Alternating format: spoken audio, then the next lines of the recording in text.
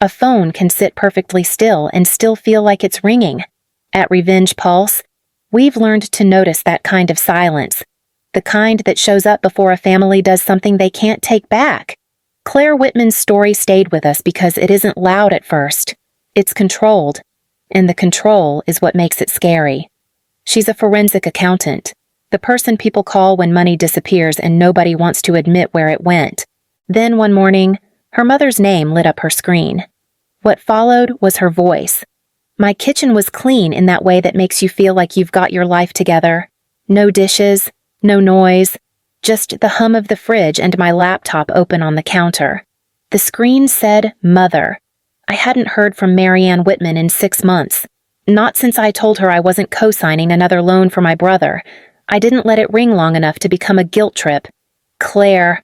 Her voice came in soft, sweet, already acting like we were close. Honey. Finally.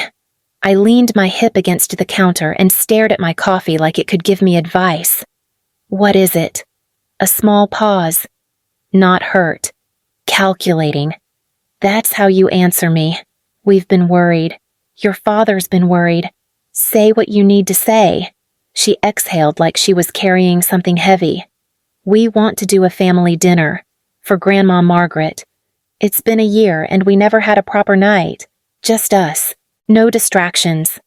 I pictured my father, Richard, sitting at a table and pretending he felt something. I almost laughed. I'm busy. Please. The sweetness thinned out and something sharper slipped through. Ethan will be there. My stomach tightened at his name. Not fear. More like a reflex my body learned years ago. He needs you, Marianne added, rushing now. We all need to heal. I didn't answer. She filled the silence fast. I'm making your favorite roast. And bring your security key. The little one. Your father found paperwork in the attic. Old savings bonds. We might need access to cash them out for the estate. There it was. The real reason. Wrapped in fake grief. At Revenge Pulse, we hear moments like that, and the room always changes, even if no one raises their voice. I stared at the window over my sink. My reflection looked calm. My chest didn't feel calm. There aren't any bonds. I told her. You know that. Her laugh came out light, almost teasing. You're always so suspicious. Friday, I said, and surprised myself with it. I'll come Friday. Her relief landed too fast. Good. Don't be late. The call ended. I set my phone down gently, like it might explode. Then I opened my laptop and started a new file. Not a budget, not a report, a plan, because if I blocked them, they'd just find another door, and I was done being the door. I didn't close the laptop after the call. I just stood there, one hand on the counter, the other still wrapped around my phone like it might ring again and change something. It didn't. I poured the coffee out without tasting it. Cold already. I rinsed the mug, set it upside down, lined it up with the others. Small habits. They keep things from spilling. By noon. Marianne had texted twice. Just checking you got home safe. Aren't you glad we're finally doing this? I didn't reply. At work. The office was quiet in that focused way I liked. Keyboards, low voices behind glass. Someone laughed down the hall and it faded. I opened a file, then another, then stared at the screen without seeing it. By mid-afternoon, my phone buzzed again. Ethan this time. You coming Friday? Dad says it's important. I typed yes and erased it. Typed we'll see and erased that too. I walked down the block and bought a sandwich I didn't finish. The girl at the register asked if I wanted the receipt. I shook my head. My hands were steady. That part surprised me. Back at my desk, I pulled up my calendar. Friday night was empty. I'd kept it that way on purpose. I thought about saying no. I really did. Blocking their numbers, sending something formal. A line drawn in ink. But I knew how this went. They'd show up. At my office. At my building. Marianne crying in the lobby. Richard asking security who to talk to. Ethan texting apologies that slid sideways into pressure. They didn't stop when you said no. They stopped when there was nothing left to push. That realization landed hard enough to knock the air out of me. We've noticed that moment before, the point where someone understands that distance isn't safety, and silence doesn't mean peace.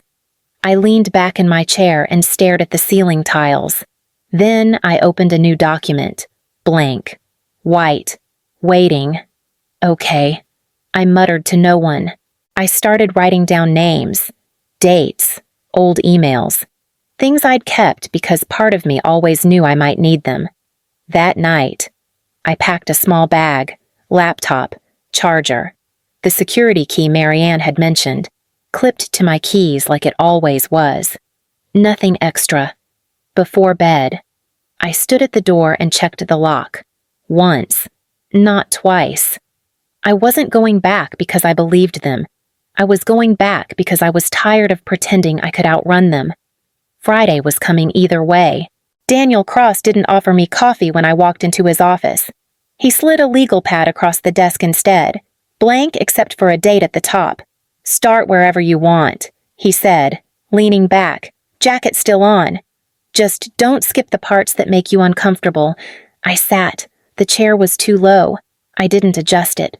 They're calling it a family dinner. I told him, that's new. Daniel waited. My mother asked me to bring my security key, said my father found paperwork in the attic. Did he?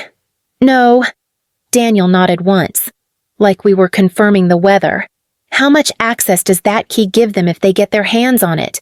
Enough to try. I answered, not enough to succeed. That's not what I asked. I swallowed. Enough to hurt me if it goes wrong. Silence settled between us. Not awkward. Measured. They've done this before, I added. Different shape. Same pressure. Daniel tapped his pen against the pad. You could not go. I know. You could block them. I've tried. He looked at me then. Really looked. What happens if you walk into that house? I didn't answer right away. My fingers traced the edge of the desk, the nick in the wood where someone else had pressed too hard once. They won't let me leave until they get what they want. That landed heavier than I expected. We hear that kind of certainty sometimes. Not fear, not panic, just a statement that sounds practiced because it's been true before. Daniel leaned forward. Then we don't make this about stopping them. We make it about letting them show their hand. He sketched as he talked. Boxes, arrows, a simple flow. Controlled environment, verified access, everything logged. You don't move the money. You don't touch the final step. And if they do, then it's no longer a family problem. I nodded. My mouth felt dry. Before I stood up, Daniel added, quieter now. If you say no at any point, we stop. I met his eyes. I won't. On the way out, my phone buzzed. Ethan again. You better not back out. The message read, Dad's counting on you. I didn't reply. I slipped the phone into my bag and kept walking, the hallway lights clicking off behind me one by one. The next 2 days moved quietly.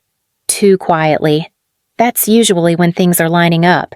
Daniel called once the following morning, not to check in, just to confirm timing.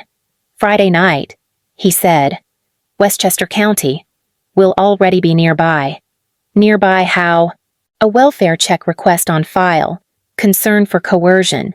If nothing happens, nobody knocks. And if something does, then nobody has to guess. I stood at my kitchen counter while we talked, sorting mail I'd already opened. Junk. A flyer for a gym I'd never join. My hands kept moving. What does it look like on my end? I asked. Like, nothing special. Daniel replied, You log in, you stall, you let them talk. And the system records everything. Video, audio, biometric confirmation, location, timestamps. I nodded, even though he couldn't see it. And I don't touch the transfer. Correct. After the call, I sat down and opened my laptop. The portal loaded fast. Clean screen. Familiar colors. The kind of design meant to calm people down. I typed in my credentials. The practice version blinked back. Balance displayed in full, right where it would be expected. $2,900,000. Seeing it there still made my stomach tighten, even knowing it wasn't real. My finger hovered over the trackpad. I pulled it back. That reflex hadn't gone away. Later that afternoon, Marianne called again. I let it go to voicemail. Her message came out rushed this time. Just making sure you're still coming. Your father's been on edge. Please don't make this harder than it needs to be. We hear that phrase a lot, the way pressure gets framed as cooperation. I deleted the message. That night, I packed again, then unpacked, then packed the same things back in. Laptop, charger, security key, no jewelry, no extra clothes. Before bed, I checked my phone one last time. A new text from Ethan. If this goes bad, that's on you. I stared at the screen until it dimmed, set the phone face down. In the quiet, I ran through the steps one more time. Log in. Pause. Let them crowd in. Let them think they were winning. I didn't feel brave. I felt prepared. There's a difference. When I finally turned off the light, I didn't sleep much, but I didn't spiral either.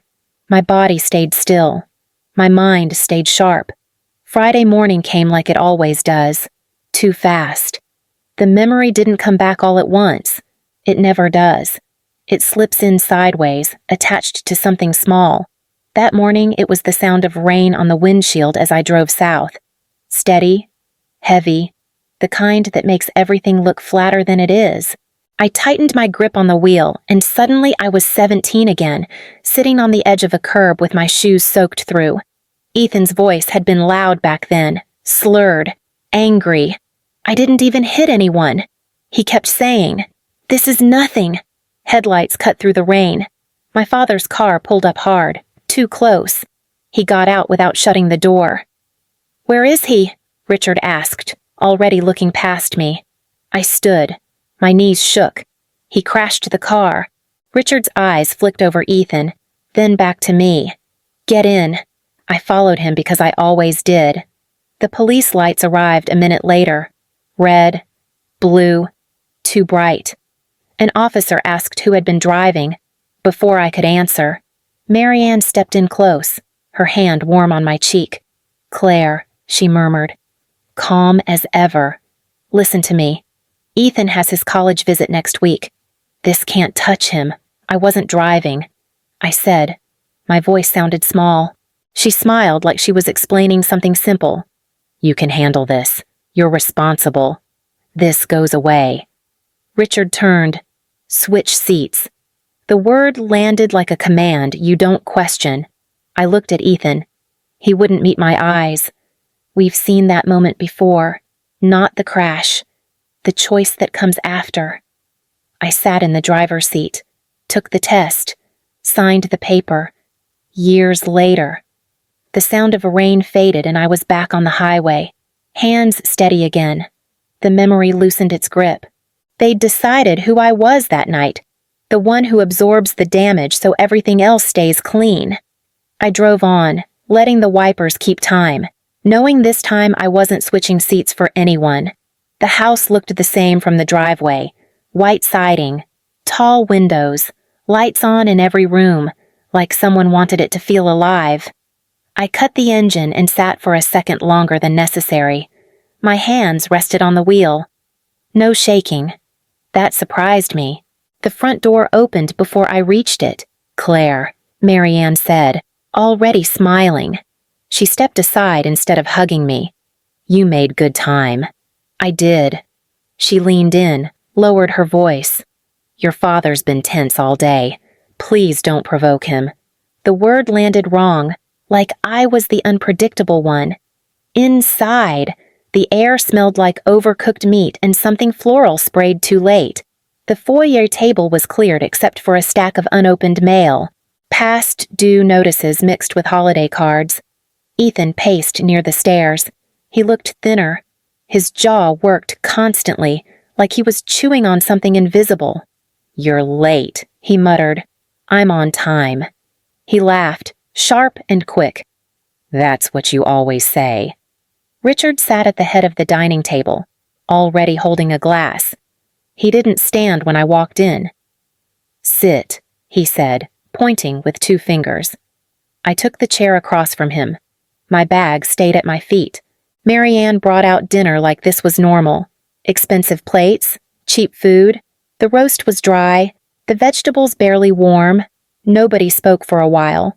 Forks scraped, glasses clinked. Then Ethan pushed his plate away. "We need to talk." Richard didn't look at him. "Eat first." "No." Ethan's voice cracked. "We don't have time." Richard's gaze finally lifted to me. "You know why you're here." I met it. "You said it was about Grandma." A tight smile crossed his face. "And it is. About what she left behind." Marianne folded her hands. "This doesn't have to be ugly." The pressure settled in the room. Quiet, but heavy. We notice how often the table becomes the stage. Everyone seated. No easy exits. Ethan leaned forward, eyes bright now. "Just do what you do. Move things around. You're good at that." I looked at my plate, then back at him. "Say the number." Silence. "Say it." Ethan swallowed. 2,900,000. The room went still. Richard set his glass down carefully. "You'll fix this." I didn't answer right away. My heart stayed slow. That surprised me most of all. Ethan kept talking once the number was out, like silence scared him more than anything else. "They called the note this morning," he said, words tripping, not a warning, not a conversation. "They want it settled by midnight." Richard leaned back, arms crossing. "Your sister understands timing." I looked at him. "I understand bylaws." Marianne reached for her napkin, folded it once, twice. "Claire, please. This is family. The trust doesn't belong to me." I said, "You know that." Ethan laughed, brittle. "You're the trustee. You can make it work." "No, I can't." Richard's chair scraped as he stood. The sound cut through the room. He walked to the door behind him and turned the lock. The click was loud, final. "We don't need anyone misunderstanding this," he said, calm as ever. My throat tightened. Not panic. Recognition. Marianne didn't move. She stayed seated, hands folded. "No one's asking you to do something unreasonable." "I am," I said. "You're asking me to break the law." Richard crossed back to the table. He picked up the knife from his plate. Not fast, not angry. He set it down in front of me, the handle close enough to touch. "We're asking you to choose," he said. Ethan leaned in, breath uneven. "They know where I live. They sent pictures." I didn't look at him. "Then call the police." Richard's mouth twitched. "And tell them what? That my son made bad decisions." The knife stayed where it was. We've noticed how quickly ordinary rooms turn unfamiliar when an exit disappears. Marianne's voice softened. "You've always been strong. You can handle the fallout. Ethan can't." Something in my chest loosened then. Not relief. Clarity. "I won't transfer the money," I said. Richard's hand hovered near the knife. "You will." I let my shoulders slump, let my eyes drop. Played the part they taught me. "If I do this," I said quietly, "I could lose my license. Everything I've built." Marianne nodded. "We'll help you recover." Ethan snorted.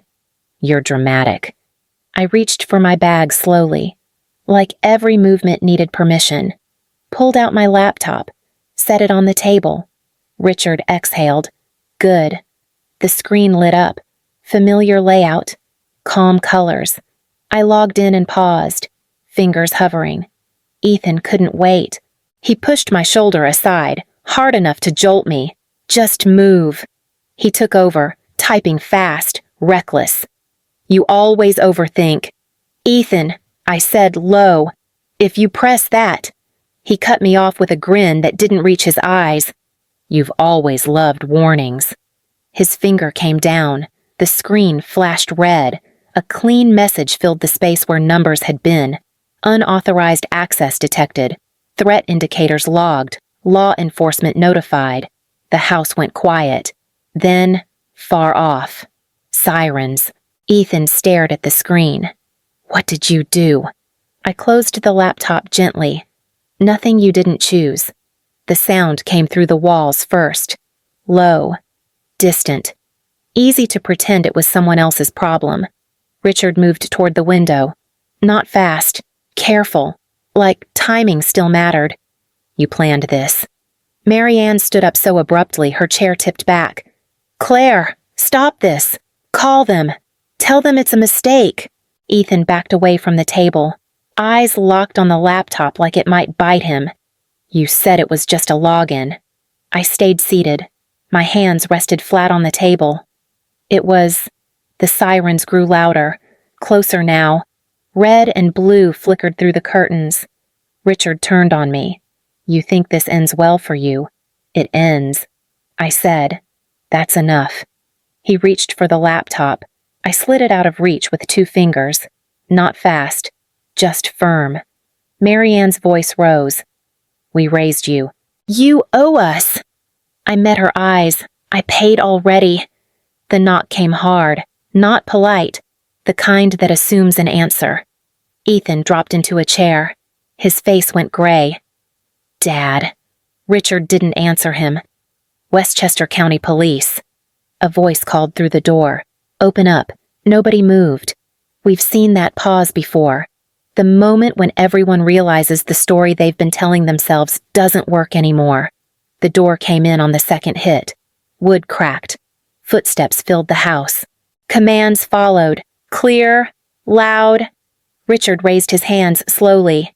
Marianne started talking all at once, words tripping over each other. Ethan stayed seated, staring at the floor. An officer approached me last. Ma'am, are you hurt? No. Did anyone threaten you? I nodded toward the table, toward the knife, toward the locked door. Richard looked at me then. Really looked. You're not my daughter. I didn't respond. Another officer held up the laptop. This yours? Yes. He glanced at the screen. You didn't initiate the transfer. No. Marianne reached out, fingers grazing my sleeve before someone pulled her back. You've ruined us. I watched them lead my family out one by one. The house felt bigger with each step they took away from me. Before the door closed, I spoke. The house isn't yours. They stopped.